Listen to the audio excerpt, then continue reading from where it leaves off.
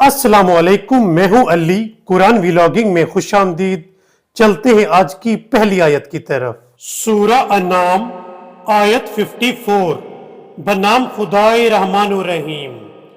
اور جب آپ کے پاس ہماری آیات پر ایمان لانے والے لوگ آ جائیں تو ان سے کہیے سلام علیکم، تمہارے رب نے رحمت کو اپنے اوپر لازم قرار دیا ہے کہ تم میں سے جو نادانی سے کوئی گناہ کر بیٹھے پھر اس کے بعد توبہ کر لے اور اصلاح کر لے تو وہ بڑا بخشنے والا رحم کرنے والا ہے۔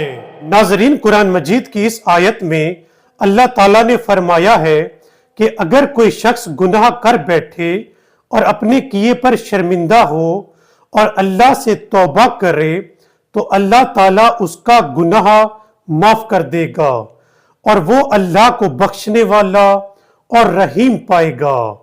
اب چلتے ہیں قرآن مجید کی اگلی آیت کی طرف۔ اور اسی کے پاس غیب کی کنجیاں ہیں جنہیں اس کے سوا کوئی نہیں جانتا، اور وہ خشکی اور سمندر کی ہر چیز سے واقف ہے، اور کوئی پتا نہیں گرتا مگر وہ اس سے آگاہ ہوتا ہے، اور زمین کی تاریکیوں میں کوئی دانہ اور خشک و تر ایسا نہیں ہے جو کتاب مبین میں موجود نہ ہو۔ ناظرین، قرآن مجید کی اس آیت میں ذکر ہے کہ اللہ تعالیٰ ہر چیز کا جاننے والا ہے۔ جب ایک پتا درخت سے گرتا ہے تو وہ خدا اس پتے کو بھی جانتا ہے۔ اب چلتے ہیں قرآن مجید کی اگلی آیت کی طرف۔ اور وہی تو ہے جو رات کو تمہاری روحیں قبض کرتا ہے اور دن میں جو کچھ تم کرتے ہو اس کا علم رکھتا ہے، پھر وہ دن میں تمہیں اٹھا دیتا ہے تاکہ معینہ مدت پوری کی جائے، پھر تم سب کو اسی کی طرف لوٹ کر جانا ہے، پھر وہ تمہیں بتا دے گا کہ تم کیا کرتے رہے ہو۔